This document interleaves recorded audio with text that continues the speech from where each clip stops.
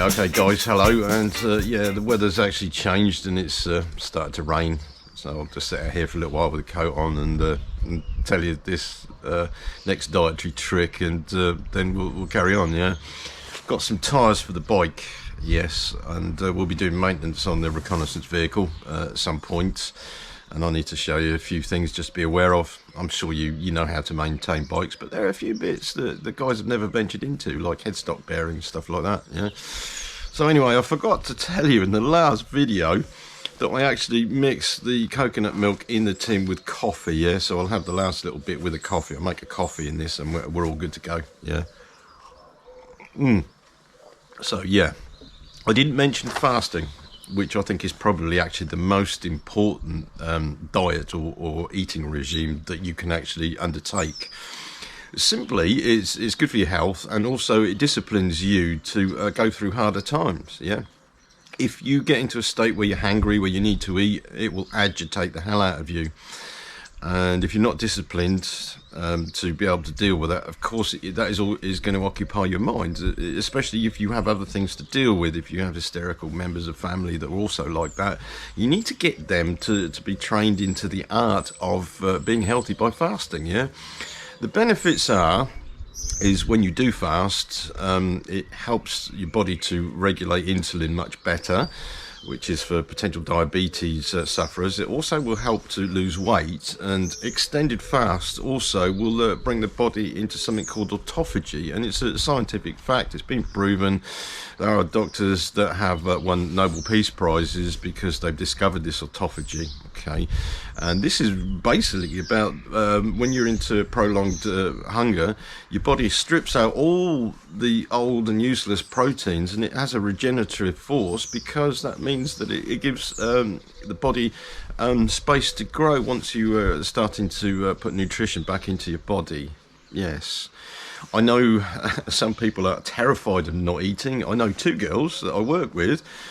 One, she says, "Oh, you've got to eat. You've got to eat. You'll die if you fast." And because she's thinking of all these Eastern religious figures, and even Jesus, he did like a 40-day fast, didn't he? Yeah, which is a little bit of an exaggeration. It's possible to do, however, it's a different ball game. We're talking about intermittent fasting here, and maybe a 3-day fast. Some people do 72-hour fasts, which is that's quite hard work.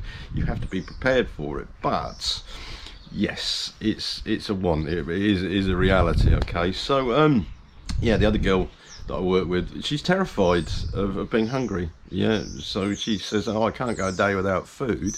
Well, she'll have to at some point. If she hasn't got any food, you have to go through it. And humans are adapted to it. The body has evolved, or has been designed to be able to cope with different things that it's thrown at it, whether it be dietary or stress, stuff like that. It's because we've evolved over a period of time through different situations. So the body's adapted. Yeah, it's the survival of the fittest, if you like. Yeah. So yeah, fasting. Intermittent fasting is good for people who have insulin resistance, and the reason for this is because a lot of people will eat more than 3 meals a day. So they'll eat, say, breakfast, then they're going to have a snack, and then they'll have lunch, and then they'll have their dinner, and then they'll have supper. Yeah. Every time that you eat, especially with carbohydrates, you activate an insulin response. Okay, so the insulin level goes up. Yeah, and it will drop after about 4 hours, but if people snack, it keeps bumping up. Yeah, so it never drops. Insulin stops lipolysis. Okay, and lipolysis is the body's way of utilizing body fat, right? Yeah, so you get this, don't you? If you give the body a chance for the insulin level to drop, it will access body fat when it needs to be able to use it for energy, especially when you're doing lower intensity work. Now, I didn't say this in the last video, but carbohydrates, the system, the glycolytic system, is protected. Yeah, the body would rather use body fats than it would its carbohydrate or its glycogen and glucose supply, because it only has a smaller resource, whereas body fat is higher in calorific value, so the body would prefer to do that. The only time that you need to use that type of system is when you're doing a little bit more intense exercise, like you've got to run a bit further. Yeah, I told you about ATP, which ATP will get you to move quickly in case of danger. The next system will kick in after that, which will give you the speed to get away or to chase prey if you're chasing something. Whereas body fat is a lower intensity energy, yes? So you see what I'm saying? But if you don't let the insulin level drop, it will never access that. And of course, if you're snacking, the body will take all the excess sugars and store it as fat. So you can see how people can get fat very quickly in a short space of time.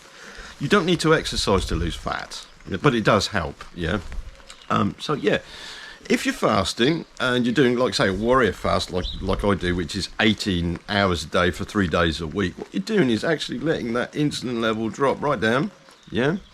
Your body can then access the body fat, use it as energy when you're doing mild work like I do, and then when you eat, you're putting enough calories back into your body at the end of the day. You can do extended fast like 72 hours, for instance, which you need to be a lot more prepared for, okay? So I've told you enough about this now. What I'm going to say is that Jason Fung, Dr. Jason Fung, is the guy who's actually pretty good at this, because he will, with videos from YouTube or his book, which is a very, very good book. You can get it on audio, or you can get it, buy it on Amazon or whatever. Yeah, that will give you a good insight in how to fast and the parameters that are required to be able to do that as well. Okay. There are some extremes, which when you do, if you have to go through an extreme situation, you've got also to be aware of, and this especially with preppers, people who are starving that haven't eaten for a long period of time, they should never be fed a full meal. They've got to be fed small amounts so the body gets used to it. Otherwise it can go into shock and it can actually kill somebody. So there is a danger there, and this is why I'm recommending this resource, because it's actually in the pages of that book. So if you're interested in this, and I suggest you do study it a little bit, or at least look at some of Dr. Jason Fung's videos, so you get it into your head what it's about. Yeah. The other thing, and is very interesting about him, he is a proponent of not doing a calorie deficit, yes, which a lot of people do to lose weight, but in fact what they do is they damage their metabolic system. Okay, so I will put a link below what he says about it on a video which refers to a test they did in the 1940s of starving some guys or reducing their calorie intake. You've got to keep your calorie intake to what it should be, and time your meals right will actually help you more than it will if you just do random eating at times. I know there's a grazing diet, but that's actually pretty bad for the reasons I've said, is that your insulin level is always up. Yeah, you've got to give it a chance to drop down so the body fat can be accessed. Yeah, that's what I'm saying, and that's the most important thing. And of course, once you've got that discipline in yourself to be able to do that, you can do things, go a lot longer without eating, and then understand what you need to do when you do get food in. And of course, it's of a benefit to your family and a benefit to your health as well. Yes, regardless of whether you have a SHTF situation or not. Okay. So anyway, I'll leave it there for now. I've given you enough information. You've got 2 good videos this week, and of course it's all in the realm of prepping and shit hits the fan, okay?